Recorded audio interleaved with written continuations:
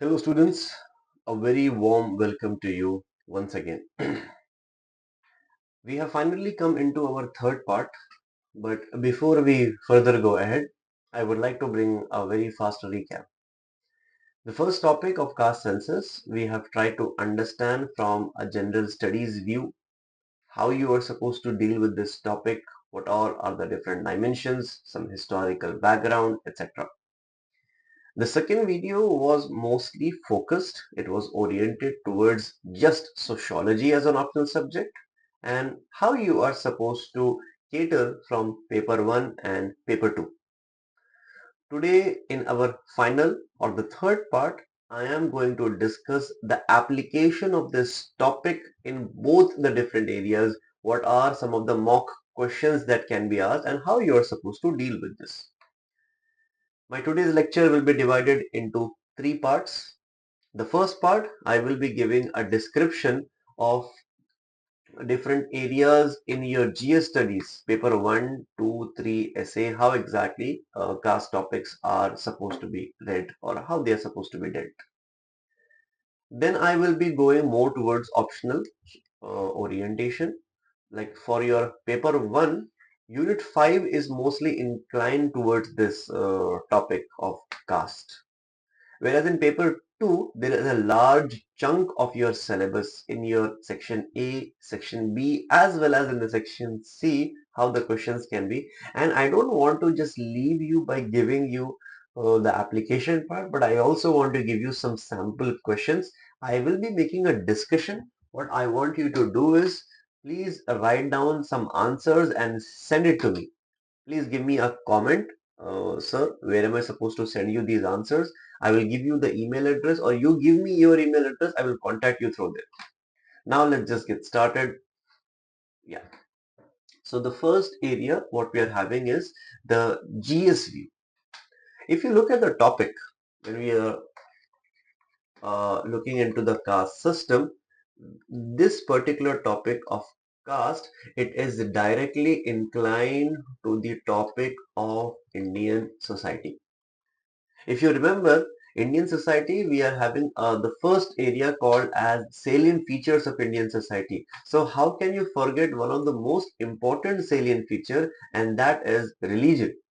In that religion, we have seen there are different forms of sub-religious groups and caste being one of the most important sub-religious group. So any question that is somewhere centric around salient features of Indian society, the question of caste census can be framed over there.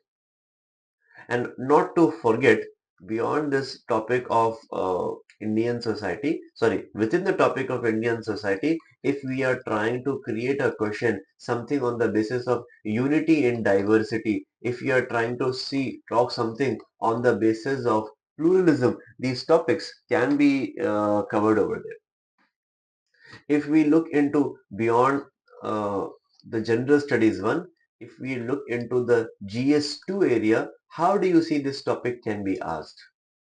This topic is largely related to the areas of governance. If you're dealing something regarding policies, issues, etc. So if you see over here, there are multiple questions which are being created on the basis of equity, on the basis of inclusions. Caste is one phenomena which is going to create. So if we are dealing with the topic of governance, equity based, inclusion, reservation, any of these topics, the question can be framed. So this is also important when it comes to the implementation of policies and schemes, etc. Now when we further look ahead, even I don't believe that this topic is largely very important for your GS3 economics areas. Some questions can be created in GS4. But I don't want to bring a lot of stretch into this topic into other different dimensions. Let's try to look mostly into the primary areas or sub-primary areas. I would say GS3 and GS4 more it is like into secondary areas.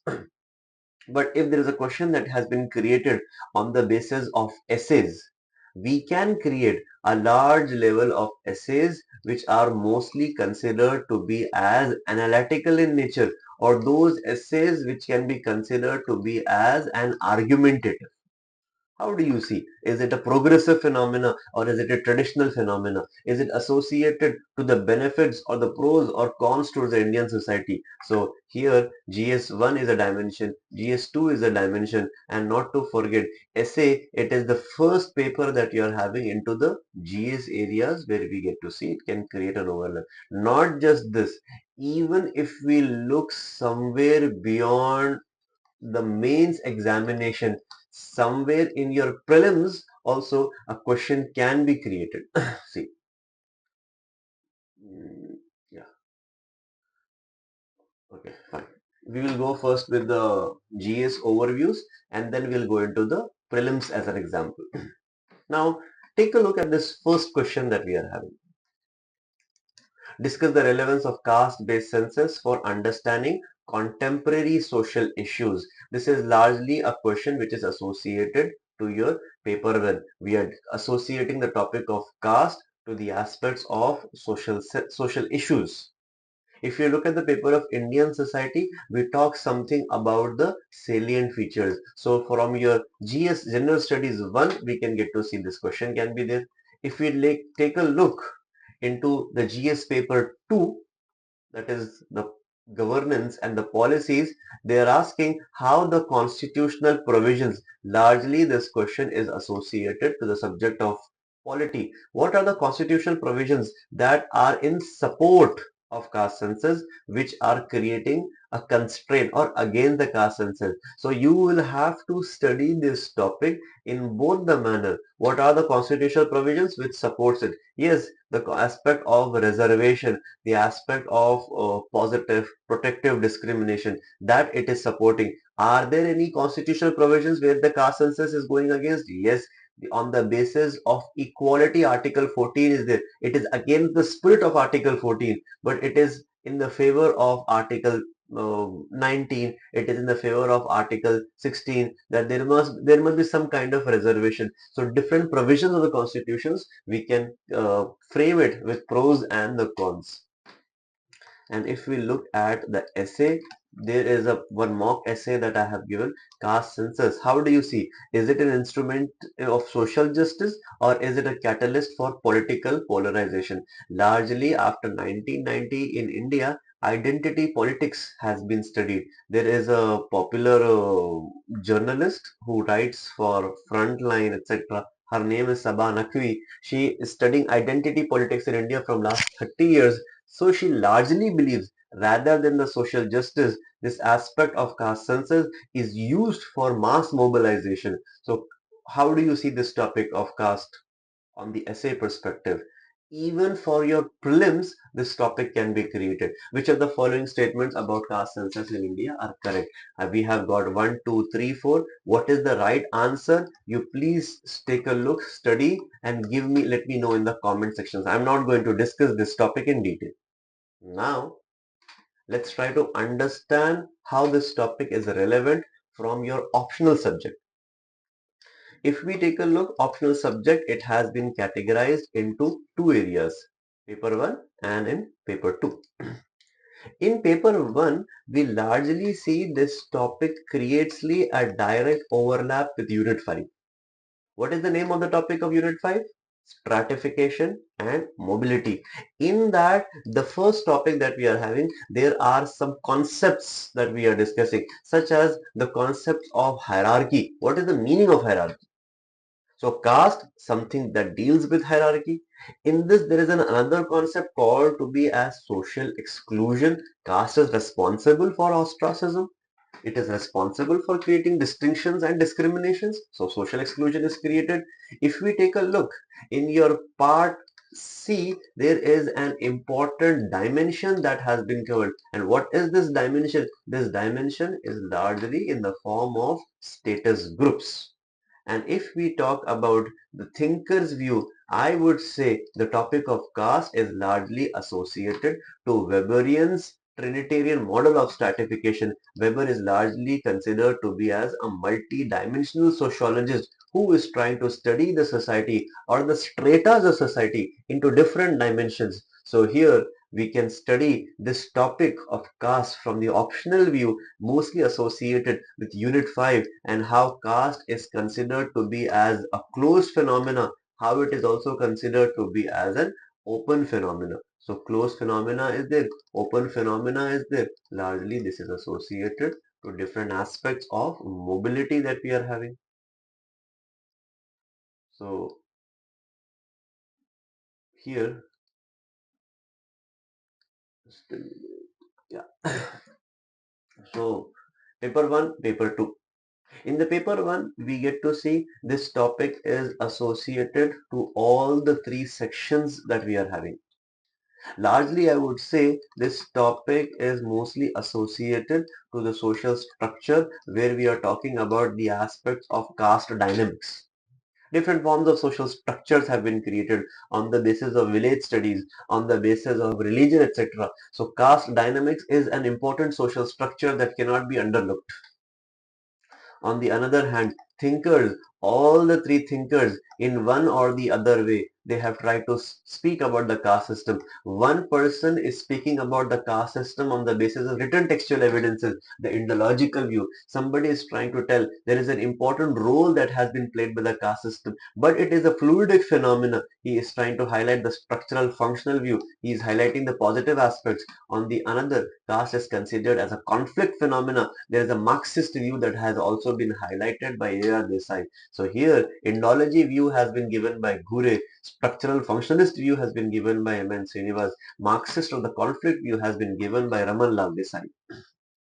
And over here, caste is also responsible in creating the aspects of identity and ethnic movements in India. It is also responsible for creating OBC reservation movements in India.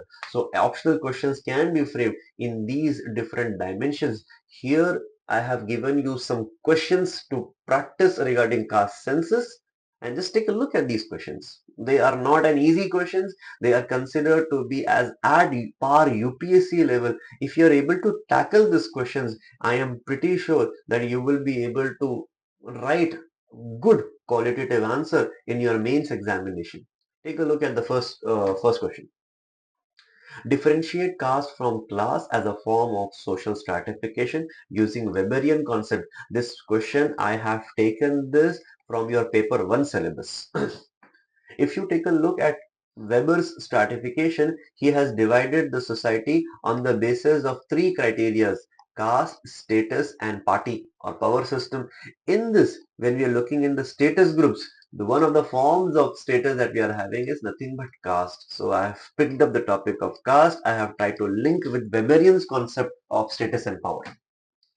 Next, how would a Marxian conflict perspective interprets demands for a caste census? I have tried to link this topic to the first thinker that you're having, Karl Marx. So Karl Marx lens is called as Marxian view, and we are trying to say how Marxian is bringing a conflict perspective. So is there any kind of dialectical phenomena that you can highlight that caste census will bring? Yes, people are going to fight. There are vote banks that are going to establish. Rather than creating horizontal and vertical solidarity, there might be some horizontal solidarity, but largely there will be formation of vertical conflict within the political system. So first and the second questions are largely inclined towards paper 1. I have kept third and the fourth question mostly inclined towards paper 2 for your optional subject. Evaluate M.N. Srinivas' concept of Sanskritization and dominant caste. So you have to study what is dominant caste and Sanskritization. Then we are supposed to connect this to the aspect of reservation debates. How do you see Sanskritization and dominant caste? Is it somewhere bringing some kind of individual mobility? Yes, in Sanskritization there is a form of individual mobility. So dominant caste is not creating individual, it is creating, there is a popular word called as Sanskritization will create a phenomena of positional shifts. Dominant caste will bring the phenomena of structural shifts. What is the meaning of this word? Positional shifts, structural shifts. Think about it. Caste today functions more as an ethnic identity than as a ritual hierarchy. So if you remember, there was a political sociologist, his name was Sunil Khilnani. he was telling caste is less of a ritual phenomena, but rather it is more of a secular phenomena. On these topics of Khilnani, Dipankar Gupta and Jyotka, they are trying to explain that it is less of a ritual phenomena. It is more of an identity phenomena, what Dipankar Gupta is trying to tell. There is another sociologist who is trying to bring the ideological way of studying the caste system. It's a form of a hierarchy. This view has been given by the French sociologist. His name is Louis Dumont. So what are we trying to do? We are not just trying to study the definition. How to write a definition? I have discussed that in the second video. What is the history of caste census? I have discussed that in the first video. In this third video, we are getting at a more advanced level of how do we tackle the mock questions. These are the kind of questions that you are going to get in the examinations. So try to write these questions, email it to me, create a discuss portal and see what the other people are doing around. It's a very important topic, and that's it in our today's class. Next topic that I am going to discuss will be on the basis of 108th amendment, that or 106th amendment, that is the Women Reservation Act, and what are the different topics that it is going to go and touch. It is going to touch the topic of gender, feminism, patriarchy, sexual division of labor, family systems, and what are the contemporary areas that women reservation is going to create an interaction with. If there is any questions, please feel free to come and make a discussion. Please come and talk to me. I'm here to help you. I wish you all the best.